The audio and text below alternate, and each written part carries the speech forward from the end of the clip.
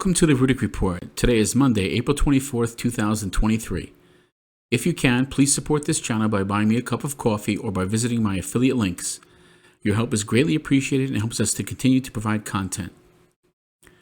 The United States has enjoyed the status of the world's reserve currency for the better part of the century, and the country and its people have benefited from this universal acceptance. But despite the dollar status and strength, no fiat currency in history or currency that is not backed by any commodity has stood the test of time. Without exception, every single fiat currency has collapsed and has been replaced at some point. Most of the time, excess money printing has led to the decline of a country's reserve currency status. The dollar used to be backed by silver and gold, but that ultimately was unhinged back in 1971, and for over 50 years the United States has been operating on the full faith and trust of the U.S. government, but that trust is waning and waning fast, and the excess money printing that has taken place over the years and amplified during the pandemic to unseen levels has only accelerated the decline and trust in the U.S. dollar. During the pandemic, economic activity grounded to a halt due to lockdowns, and while the government sent out stimulus checks, provided for payroll protections, and subsidized business expenses, inflation began to skyrocket. To make matters worse, the weaponization of the dollar through SWIFT and the imposition of sanctions forced several of its biggest consumers to desperately search for alternative avenues of exchange. Countries who witnessed these sanctions understood that the United States could at any point in time put sanctions on their country's economies as well, and as a result, the de-dollarization gathered significant momentum. The countries spearheading these efforts represent a growing share of global GDP, holding sizable commodity reserves, are united in their desire to sidestep the dollar and shield themselves from Fed policy shocks. Trade between BRICS countries, China and Brazil, have moved away from the dollar. Saudi Arabia offered to trade oil in alternative currencies, and accelerated central bank purchases of gold are paving the way for the continued slide of the use of the dollar.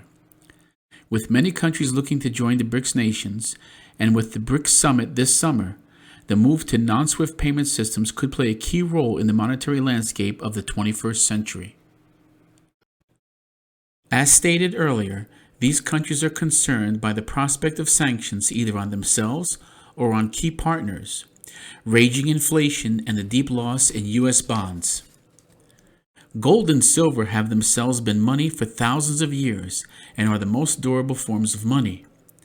They also do not suffer from counterparty risk, or the likelihood or probability that one of those involved in a transaction might default on its contractual obligation, ensuring their value is relatively immune to the risks of the global financial markets.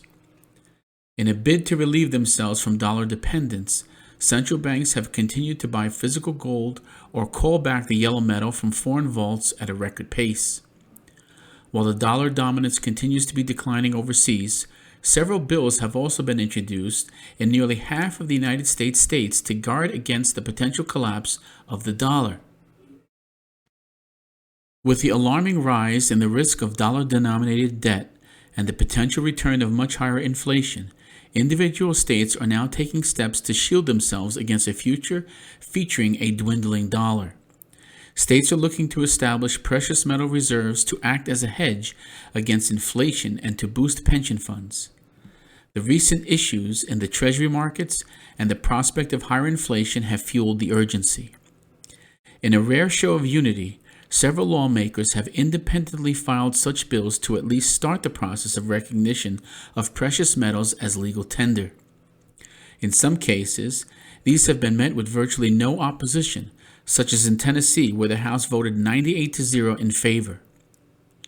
As of April 3, 2023, the following states have pending bills that are on the pathway to recognizing gold and silver as legal tender: Montana, Missouri, Kansas, Oregon, Kentucky, Wisconsin, Tennessee, Iowa, Mississippi, West Virginia, Minnesota, Vermont, Alaska, South Carolina, Idaho, Arkansas, Maine, New Jersey, Arizona, and Texas.